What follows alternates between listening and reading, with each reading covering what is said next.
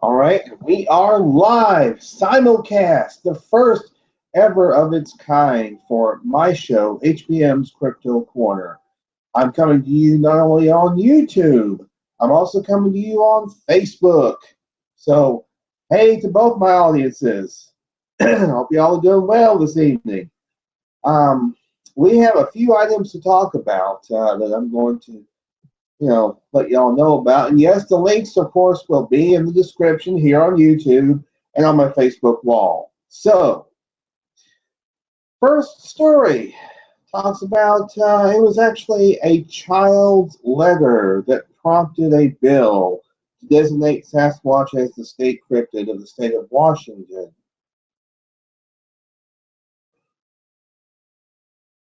So, Senator Ann Rivers is the representative for the Southwest Washington Legislative District. And a young boy named Caleb wrote a letter suggesting official status for the being that was once the mascot of the long departed Seattle Supersonics professional basketball team and the focus of a major 2010 exhibit at the Washington State History Museum.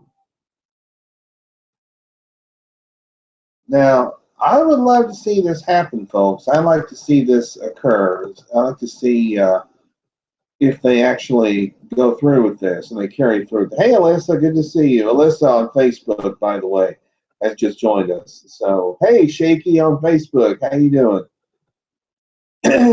So, anyhow, I mean, again, I do hope that this does come to fruition. This would be a great. I think it would be a great. What do you call it? It'd be great for the revenue of the state of Washington. It would also be great for, hey, Todd Evans on Facebook.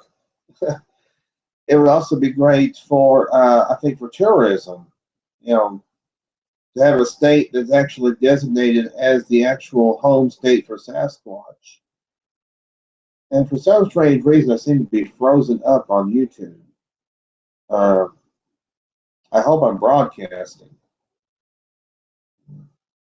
That's all I can say. I just hope I am broadcasting. It says I'm live, so it's supposed to be broadcasting. Well, anyway, but this would be a great thing, I think, for the state of Washington. And of course, according to the BFRO files, Washington is the state with the most reports. So, I mean, it would be kind of cool. Oh, hey, okay, Michelle, thanks. Hey, Trinetta, hugs. Michelle Lazat-Sanabel is here. Brown Jackson on Facebook. So anyway, our second story. Apparently, someone took an interesting photograph, possibly of the Jersey Devil. And this is from Cryptozoology News. Pennsylvania construction worker says he photographed an unknown creature he believes had the exact marks of the Jersey Devil. 32-year-old R.W. told Cryptozoology News on Friday that he was driving on the highway about an hour outside of Philadelphia when he and his friends spotted the creature. I was driving back to Philadelphia. I don't really remember the exact part I was at, he explains. Me and my friend were in the car, and we saw what seemed to be a massive vulture in a tree. It was getting dark out, so we couldn't make out the features at all. Well, at all. I told him to get his phone out for a picture. A Pennsylvania man said the creature began taking off the tree when his friend took the photograph. The image submitted to Cryptozoology News and seemingly taken from inside the vehicle shows a blurry and rainy highway with a few blurred cars and a dark flying animal on the top left. The alleged animal appears to be less blurry than the elements and the rest of the elements present in the photograph. The man said the creature was very large and had bat-like wings and goat features. It was extremely creepy, but we figured we must just have seen it wrong. Because of the rain and darkness, but upon looking at the picture, it looks like no bird or bat I have seen before.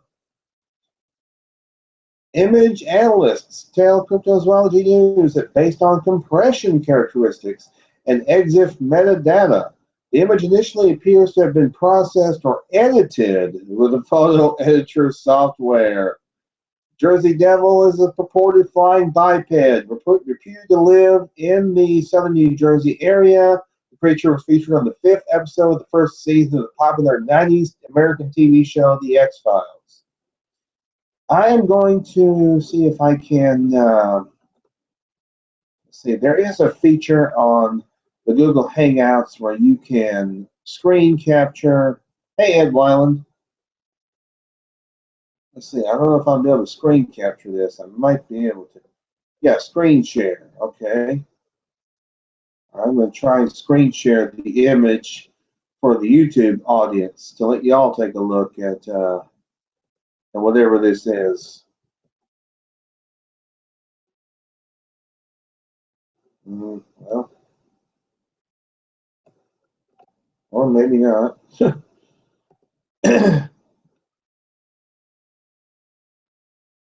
I'm kind of, hey, Ed Weiland, hey, whoop, whoop. No, I'll just put the link in, let y'all take a look at it for yourselves.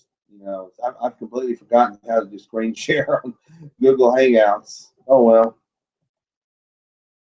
But yeah, I think this is an example of someone messing around with Photoshop or something like that.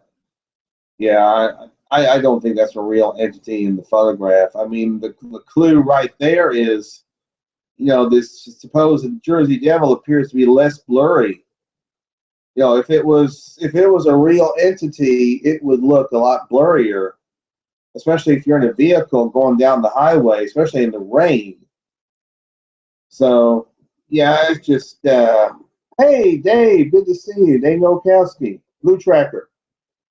But, yeah, I don't buy this photograph either. I think it is a hoax. Or it may be something stuck to the windshield, perhaps. Someone has suggested in the comments section on this story. Now, that would be interesting. That would be interesting to see if indeed that's what it is. So, but anyway, yeah, I think this was a hoax. It's either a hoax or it's something on the windshield. You know, either way, it's not a Jersey Devil. You know, actually found several things from Cryptozoology News. Rockstar Games loves to dangle Bigfoot. Other than the awesome Sasquatch in Capcom's arcade staple series Dark Stalkers, or the lead monster in the 2010 Game Boy Advance classic Urban Yeti, Bigfoot is not often a primary character in video games. Beyond those examples, we don't see Bigfoot, Sasquatch, or the Yeti much as a leading player in gaming. Rather, mirroring real life, this cryptid is more often found as a deep and dark hidden secret, or a little more than a glitch or redesign of some other character that requires you to spin around 26 times, hold B, and kneel on a wall for 25 seconds. Following this growing tradition of Bigfoot Easter egging, GTA 5, that's Grand Theft Auto, brings Sasquatch to life with a little help from covered miners and some peyote.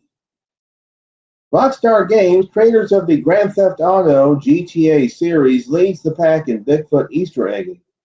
It all began with GTA San Andreas in 2002.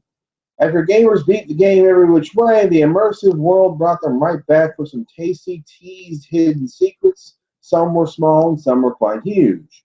Rumors began about a hidden Bigfoot somewhere in a dark, massive Northern Californian forested area of the game. Though the origin of this rumor is unclear. Hey, DM, good to see you. Players grew tired of searching up and down for the cryptid. Some GTA 5 hackers and modders decided to insert a custom Sasquatch into their own versions of the game. Very soon, screenshots and gameplay videos emerged,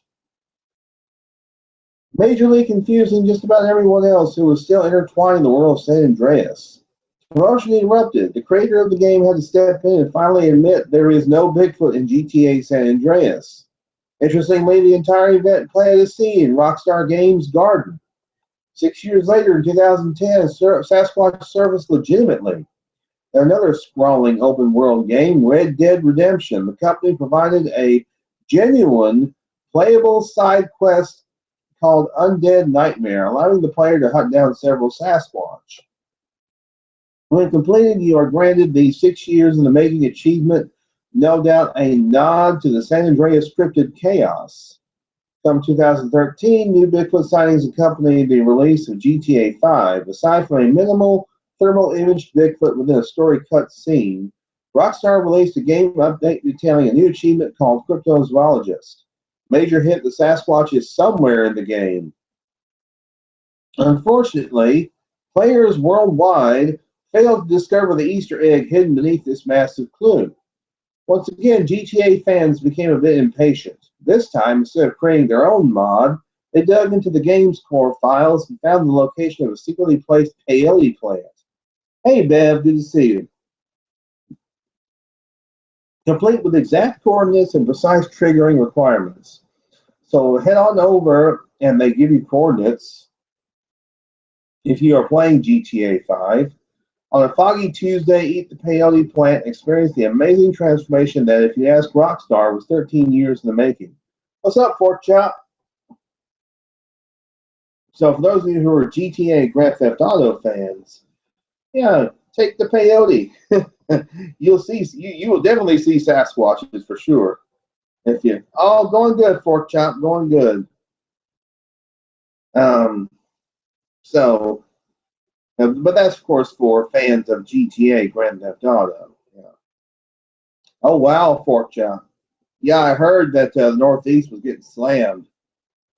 Heard about that. Yeah, y'all be careful up there.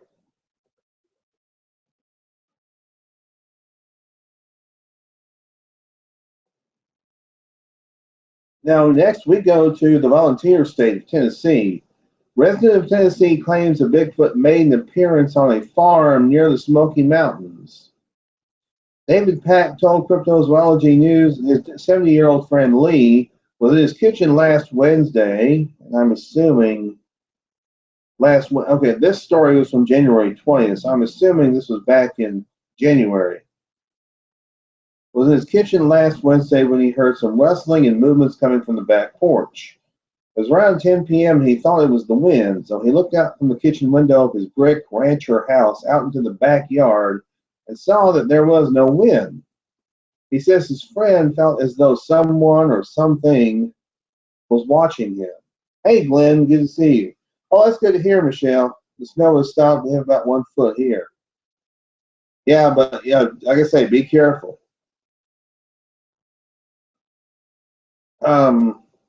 So he went into the coat room, looked out the door onto the small concrete black porch, and that's when he saw it. What Lee saw, explains Pack, startled the 70-year-old, prompting him to go grab a weapon. At first he thought it was a man, only to see the side and back of this creature as it turned and walked away down the porch and the sidewalk with its back to him.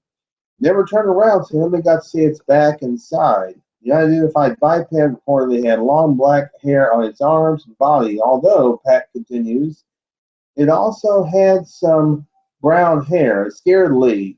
He went for his pistol and sat there waiting for the Bigfoot to return.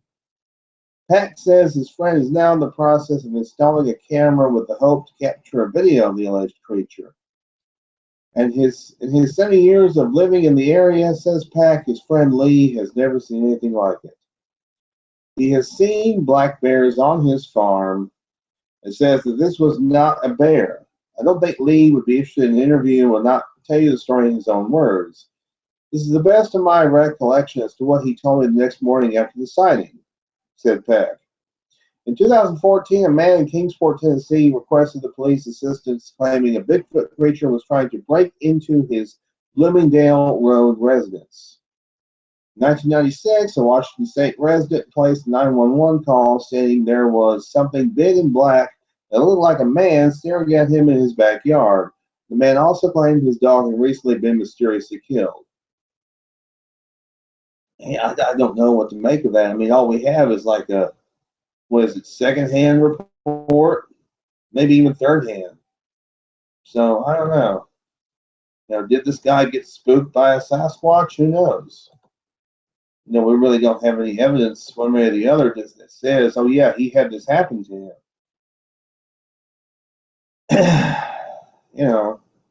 It certainly doesn't. It certainly doesn't help us that we can't talk to the guy.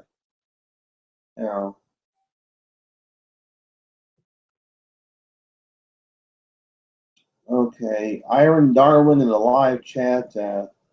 You need to go away. Let's see. There should be a way to block this user. Yep. There we go. Some guy insulting my weight on the YouTube chat.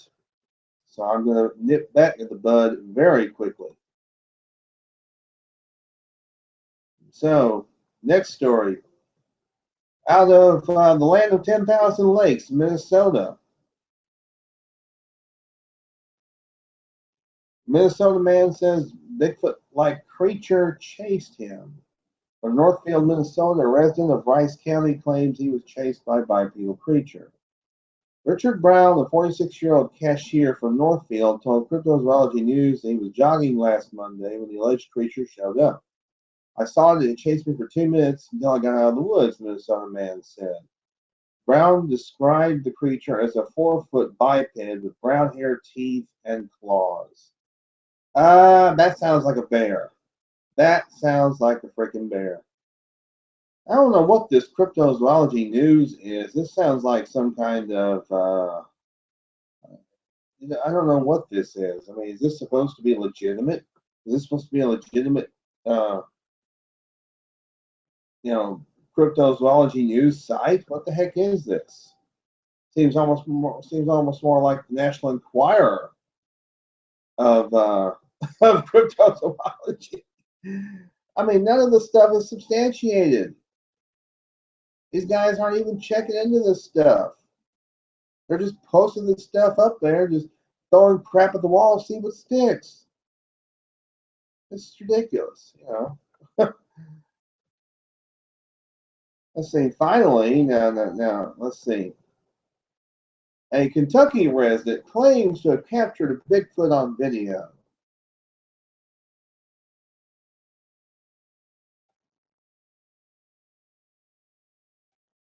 Hey, Lupe. Hey, Jeff. Jeffrey R. Thomas is in my chat on YouTube. The shadow is here. So anyway, Kentucky resident, I mean, he swears up and down he caught a Sasquatch on video.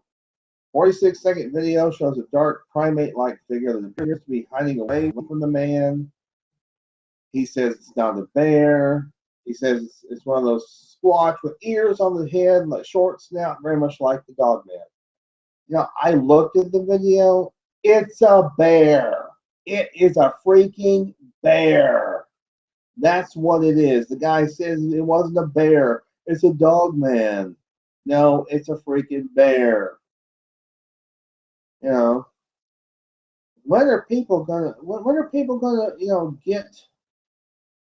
get some education about what Bigfoots look like? You want to know? Hey, I'm going to show you. I'm going to show you. I'm going to show them. See that face right there? That's artwork by Thomas Finley. That's what a Bigfoot face looks like. Right there. That's what a Bigfoot face looks like.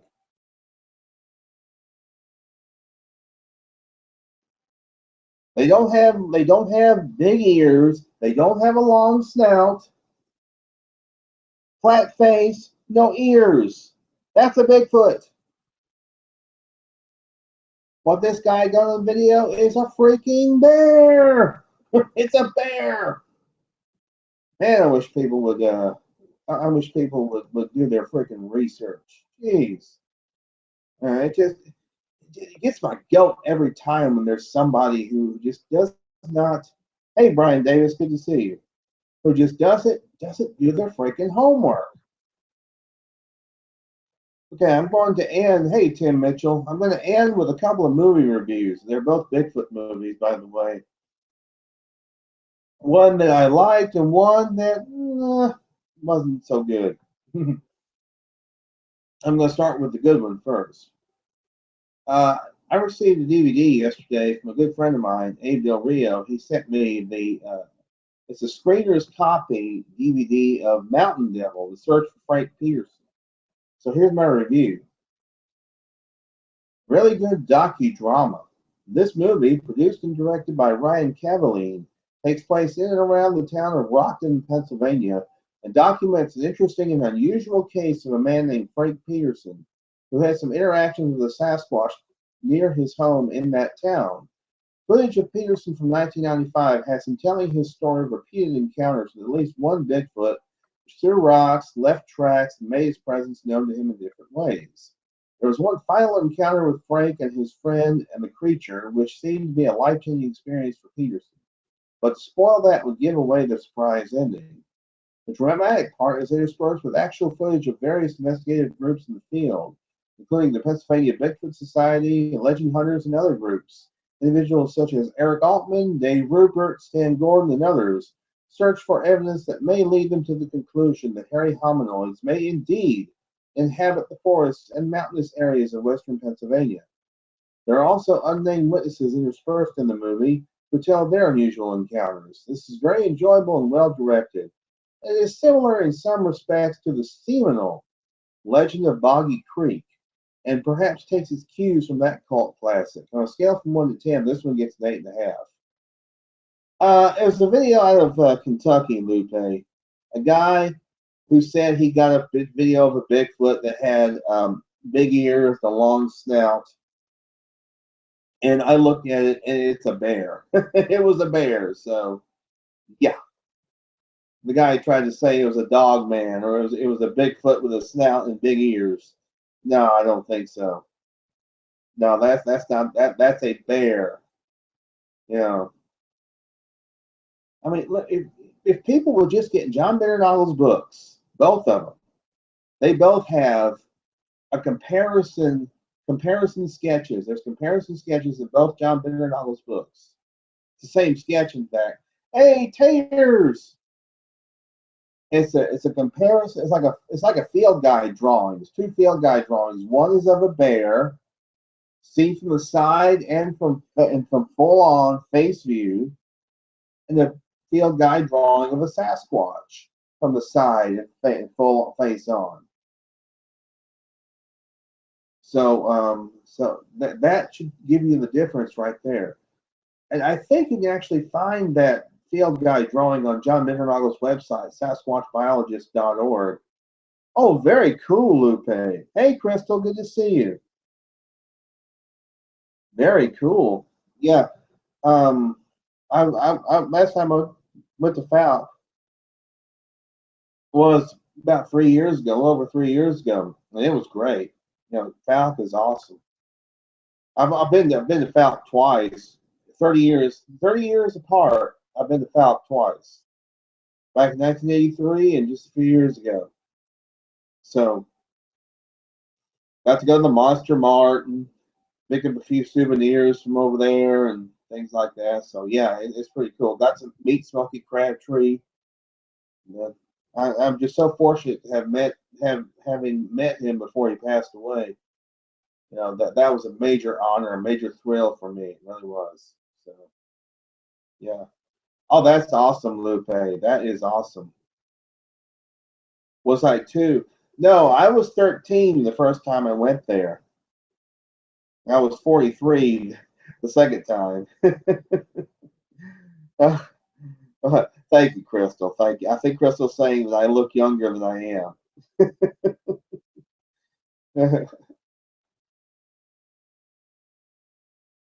I've been told that. I have been told that I look younger than I actually am. So, but anyway,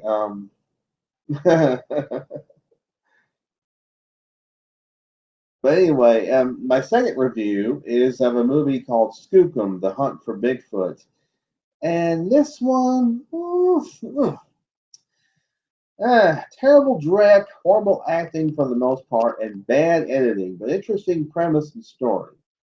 This movie, which has been in production for several years and was actually filmed a few years ago, finally debuted on Vimeo not long ago. And I have to say, it's just not very good. The basic premise is Dr. Jeff Cameron, portrayed by Dr. Jeff Meldrum, who surprisingly was not bad with his acting for his first time. Well, I'll be 47 week from Sunday, Woody. Oh, you mean you and Wes? Oh, Woody! I didn't see you there, bud. Good to see you. Yeah, yeah. I didn't notice old Woody there. All right. Anyway, on with the review. Has researchers assigned to different places in the United States, which includes a couple in Louisiana, looking into the creature of Caddo Lake, the local Bigfoot legend. When they die under mysterious circumstances, the two young girls are taken in by Cameron, and one sister becomes one of his field researchers in adulthood, while the other becomes a skeptical talk show host. Well, thank you, Woody. Oh, Wes is a kid. When the field researcher's sister goes missing suddenly, her sister, teaming up with local Cajun swamp guide Gator, Cameron, and other locals, it becomes a game of cat and mouse. It leads to a surprising conclusion. The movie is also based on the signing report of Mike Woolley. Well, thank you, Crystal. Who also stars as himself in the film, but the editing is just absolutely sloppy on this. Most of the acting is god awful, and the CGI effects are all too apparent. But the story is quite interesting. It has a twist ending, so it has that going for it. Well, that and the better than average acting of Mike Hall and David Ford, Something in the Woods. That being said, I only recommend it for completions like myself, although if the acting and editing had been better, the story could have flowed better. My rating on a scale from 1 to 10 is a 4, and that is only because of the story and some of the acting. Now, Rob Daudet, who was one of the script writers on the movie, I put that review on my Facebook wall, and he kind of told me some behind the scenes stuff about what actually happened, why the editing was so slipshod and everything. So I'm going to give you all his little. I'm going to give you, I'm going to read to you what he said, because he of course worked on the movie and worked on the script. So this is like the page I'm up.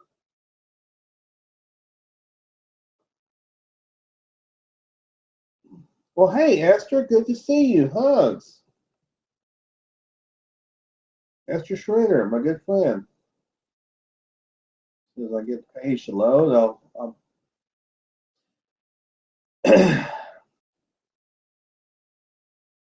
let y'all know what Rob said about some of the reasoning why the movie just didn't flow like it should have. I mean, you look at a movie like Something in the Woods, which is just absolutely. I thought it was great. I loved Something in the Woods. I saw it for the first time at the Ohio Bigfoot Conference 2 years ago. It had its world premiere there, and of course they had the director was there, and Mike Hall was there, and some other folks. So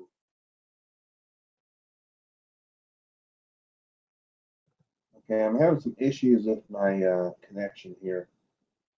Hope y'all can bear with me there for a second. I don't know what's wrong with my connection.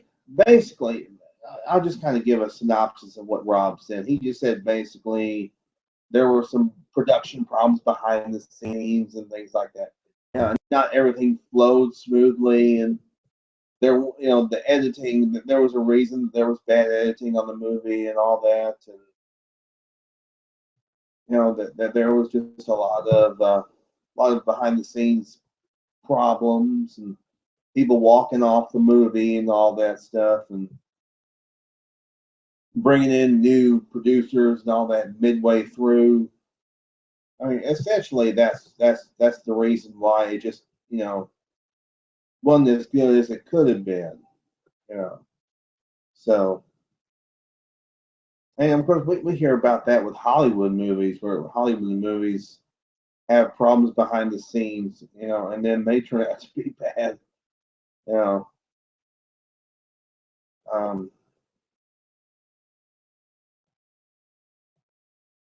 Yeah. Oh, okay. You were there, Bev. Oh, okay. Yeah, it was really good. It was really great. And of course, it was pretty awesome when somebody in a Sasquatch costume came running out the back at the end of the movie after the movie was over, and ran across in front of the room there, the conference room. That was just great. It's probably the same costume. I think it was the same one of the same costumes they used in the movie. And that costume that they used in Something in the Woods was just amazing. It was really great. One of the best costumes. I mean, another one of the best costumes was the one they used for the movie Letters from the Big Man. That was a really good costume too. You know, so yeah, there are some of these movies have really good costumes for the for the Sasquatch creatures, the way they look. Um, I mean, even Harry and the Hendersons, Rick Baker designed that one, and I mean, that was a good costume for its time. I thought, 1987. We're talking 30 years. That this year's 30th anniversary of that movie of Harry and the Hendersons, the first really mainstream. Hey, it's Debbie Downer. Hey, Diana. But that was really the first, really live stream Bigfoot movie ever made, and one, that did well at the box office. So, and it has, of course, that particular aspect going for it. But anyway, I think that's it for this week. I want to thank you guys very much for tuning in. And let's see, I think I have one viewer over here on the chat on YouTube. That's my good friend Jeffrey Thomas, the Shadow. But yeah, um, now let's see. The Texas Bigfoot Conference is coming up in October. Of course, of course, the LBC is coming up in May. And I understand that the Bigfoot Bonanza did very well, and they raised quite a bit of money for Tom Yamarone, which I was. They raised $500 for him. He wasn't able to make it to the event, but he was there in spirit. And then several of the attendees went to visit Yams in the hospital. Richter and Johnny Montrefreitas, and Strains, Kathy and Bob. There's a couple of videos. There's one of Richter with a purple glove.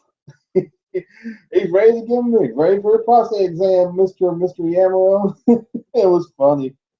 And then there's one where he is feeding Yams these nasty peaches, these nasty hospital peaches. Ooh. I did not envy Yams at that point. But from what I understand, yes, he is crushing it with the rehab. He is absolutely crushing it with the rehab. Um, no, I won't be able to make it to any conferences. There may be one I might be able to make it to in the fall, maybe. If fall goes well, but that's all I'm going to say right now. I'm going to leave that a mystery until right around the time. I know I originally said I might not make it to any conferences this year, but there's at least a little possibility I might make it to one conference this year. So, but of course, everybody can go just you go to OhioBigfootConference.com. You can see the latest information on that, and also, hey Steve, and like I said, the Texas Bigfoot Conference is coming in October, the first week of October. I understand they are going to celebrate the 50th anniversary of the Patterson Gimlin film. They have 5 speakers scheduled for that event so far. They have Chester Moore, Ken Gerhard, David Weatherly. I'm not going to make it this year, Bev. My oldest niece graduates the same weekend. So, yeah. So family comes first this year, as far as that's concerned. But yes, I will be there next year. But let's see the speakers. Let's see Ken Gerhard, David Weatherly, Chester Moore, Shelley Covington, Montana, and oh gosh, I can't remember who the other one is. Freaking old timers, some timers, yeah. That's what my good friend Nancy Snodgrass calls it, some timers. But there's 5 speakers that have been announced so far for the upcoming Texas Bigfoot Conference. And you can go to Craig Woolheater, or you can go to the Texas Bigfoot Conference Facebook page and find out more information about that. So, yes, I know, Bev. I understand. Yeah, right. So anyway, I guess I'm just going to go ahead and sign off for now. Thanks, guys, for tuning in. This is my first simulcast, and I think it went pretty well. So, you know, this is going to be every Tuesday night, and there is going to be a simulcast every Tuesday night. I think this is a great thing to do. What's up, Brian? What's up, brother? So I'll get y'all more information about the Texas Bigfoot Conference next week. But if I could just remember who the other speaker is for next, Brian might know. Sorry, brother. Sorry, brother. uh, he says, "What? Just started watching." But anyway, I will catch you guys later, and there may be another special broadcast later this week. Haven't decided yet, but yeah, there may be another special broadcast. So until next week, y'all be good or be good at it. This has been a special live simulcast edition of HBM's Crypto Corner.